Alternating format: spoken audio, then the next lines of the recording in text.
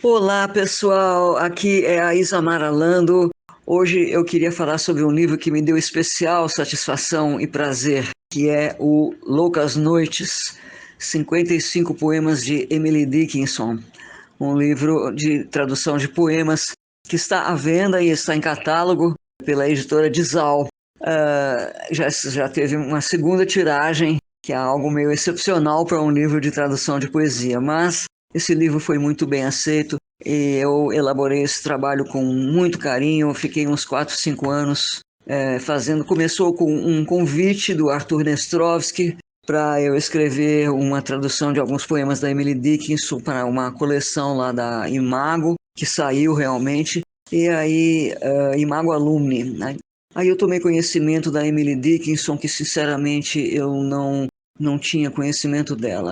E fiquei encantada com essa poeta, que hoje em dia é considerada a maior voz da poesia americana, a maior poeta, não a maior poeta mulher, a maior poeta de todos os gêneros, porque ela escreveu poemas curtos, breves, pungentes, penetrantes, que chegam ao fundo, que na época eram extremamente não convencionais.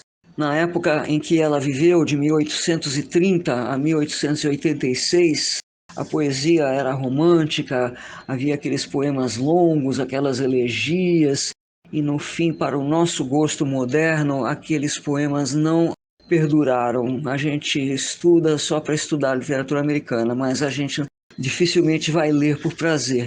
Ao passo que a Emily Dickinson está no pulso da modernidade, muito apreciada. Já foram feitos, inclusive, filmes sobre ela, uns 3 nos últimos anos. Sobre a vida dela, que também foi muito interessante. Ela viveu praticamente reclusa com a família, com a irmã e uma empregada e a mãe doente de cama, e muito estudiosa, muito inteligente, revoltada porque o irmão mais velho foi estudar e foi se meter na política, e ela como mulher, as duas irmãs como mulheres, tinham que ficar em casa cozinhando, lavando e passando e buscando água do poço, não é? Ela às vezes faz alguns comentários irônicos sobre isso. Então ela estava muito adiante 150 anos adiante, podemos dizer, da estética da sua época.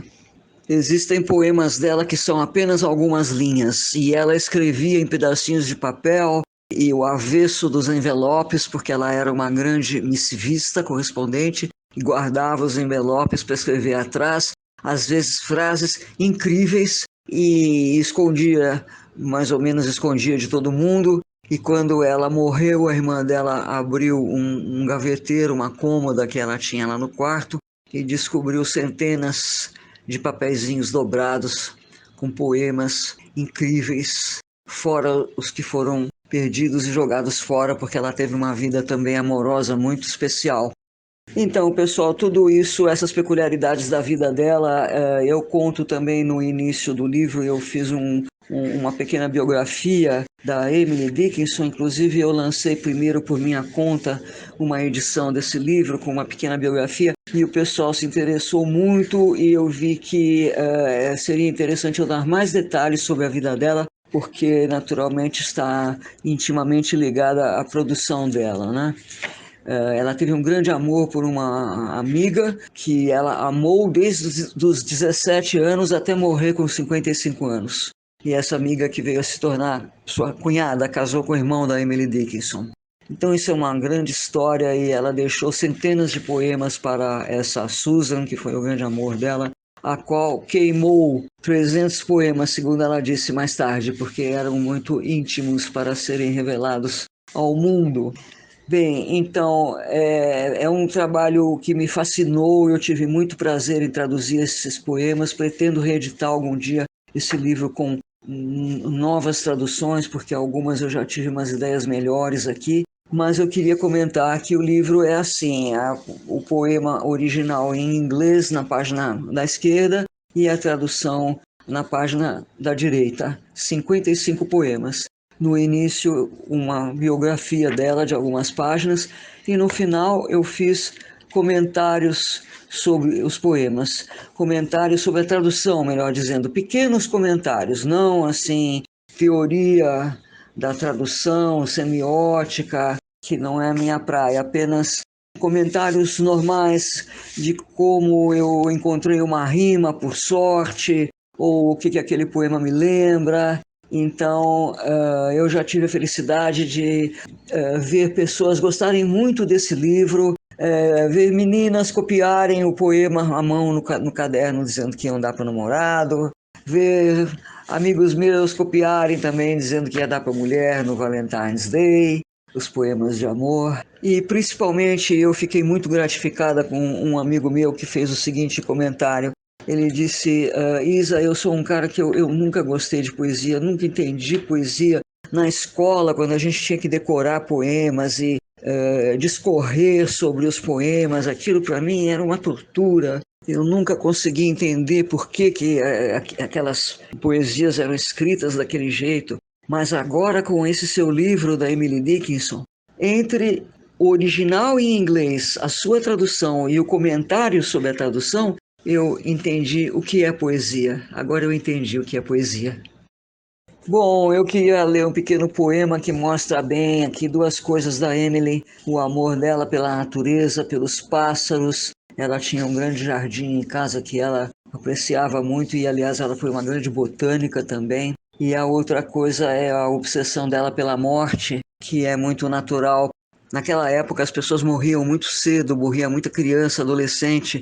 Havia doenças terríveis, principalmente a peste, que roubavam a vida das pessoas de repente. Então ela sofreu muito com a morte de muitas pessoas na vida. Então por isso que ela fala do O Meu Lábio de Granito. Ela tem muitos poemas que falam da morte, da sepultura. Então esse daqui eu fiz esta tentativa, até escrevi aqui no meu exemplar, dedicado a Cecília Meirelles. Me pareceu aquela delicadeza, um pouco eu incorporei o espírito da Cecília Meirelles, que é uma poeta que eu amo muito também. Então diz assim: se eu não estiver mais viva quando vierem os passarinhos, dá ao de lencinho carmesim uma migalha por mim. E se eu não te agradecer, imersa num sono infinito, saiba que o tento fazer com meu lábio de granito. E aqui vai o original dessa em inglês. If I shouldn't be alive when the robins come, give the one in red cravat a memorial crumb. If I couldn't thank you, being fast asleep, you will know I'm trying with my granite lip. Então, pessoal, eu espero que vocês tenham gostado do livro que eu escolhi para comentar hoje e que vocês tenham curiosidade de conhecer melhor a Emily Dickinson. Espero que você tenha tido vontade de traduzir algum poema também, por que não? É só ter um papel e um lápis, sem perfeccionismo. Pessoal, um abraço e até o nosso próximo episódio de uma tradução que me deu satisfação.